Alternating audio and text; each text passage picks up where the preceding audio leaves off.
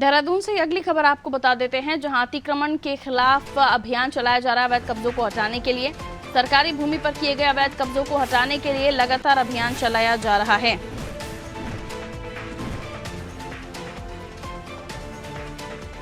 आपको बता दें, अभियान चलाया जा रहा है।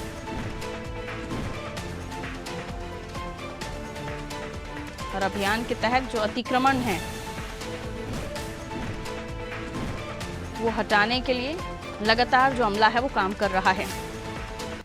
चलिए जानकारी ले लेते हैं, हमारे साथ सहयोगी सोनू बने हुए हैं। सोनू, अतिक्रमण लगातार हम देख रहे हैं कि बढ़ता जा रहा है। लोग छोटा मोटा कंस्ट्रक्शन करके फिर उसको बढ़ाने का काम करते हैं और फिर एक बड़े इमारत के तौर पर उसको निर्माण कर लेते हैं। और ऐसी कई जगह, खासतौर पर जहाँ पर ऐसी जगहें जहाँ पर लोग ज़्यादा जाना पसंद करते हैं, वहाँ पर कब्जाने की कोशिश होती है।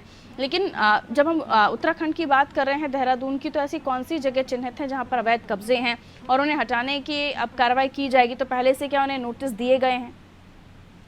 देखिए पारुल, ये पूरा का पूरा जो मामला है अतिक्रमण हटाए जाने का, इस पर जो फोकस किया जा रहा है मुख्य तौर पर, वो जो मलिन बस्तियों से जुड़े हुए और जो उत्तराखंड की राजधानी की जो दो नदियां हैं, बिंदाल और रिस्पना नदी, खास तौर से इनके किनारों पर जो अतिक्रमण किए गए हैं। और जहां तक नोटिस की बात है, देखिए जो प्रशासकीय जो प्रक्रिया है उसके तहत पहले इन स्थानों का चयन किया गया। 500 से ज्यादा ये स्थान है अतिक्रमण किए गए। इसके बाद अब फिर इनको नोटिस दिया गया और इस वक्त जब अब ये अभियान चलाया जा रहा, अभी तक भी जो इससे प्रभावित लोग हैं, अगर वो पूरे दस्तावेज सहित अपने तमाम प्रमाण जो है वो प्रशासनिक तंत्र को सौंप देते हैं, तो उनका उस क्षेत्र पर जो ध्वस्तीकरण का कार्य है वो नहीं किया जा रहा है। क्योंकि सरकार पहले इस बात का संकल्प ले चुकी है कि जहां जहां जिन जिन क्षेत्रों में सरकारी भूमि पर अतिक्रमण किया गया है उस अतिक्रमण को हटाया जाएगा। और अब अभियान की शुरुआत हो रही है।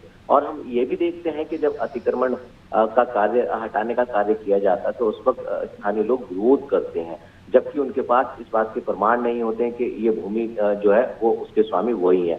ऐसे में नगर निगम प्रशासन ने पहले इनको नोटिस दिए और फिर इनको अलग अलग सुना। और अब जब ये साफ हो गई है पूरी तरह से तस्वीर के वास्तव में ही इन्होंने अतिक्रमण किया हुआ है, अवैध रूप से कब्जे किए गए हैं, इन कब्जों को हटाया जाएगा।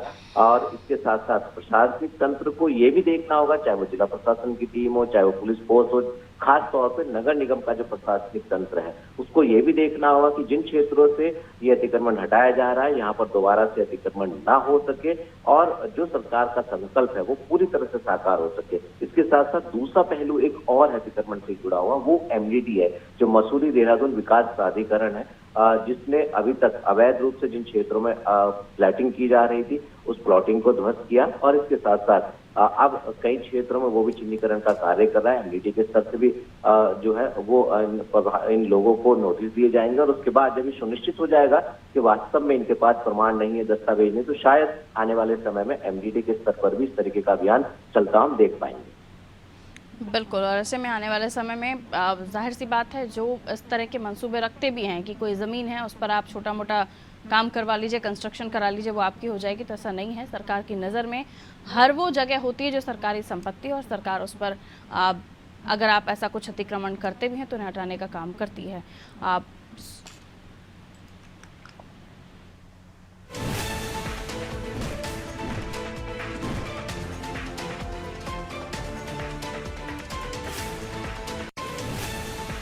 लौटूंगी सुनो आपके पास, अगली खबर पर आपसे जानकारी ले लेते हैं।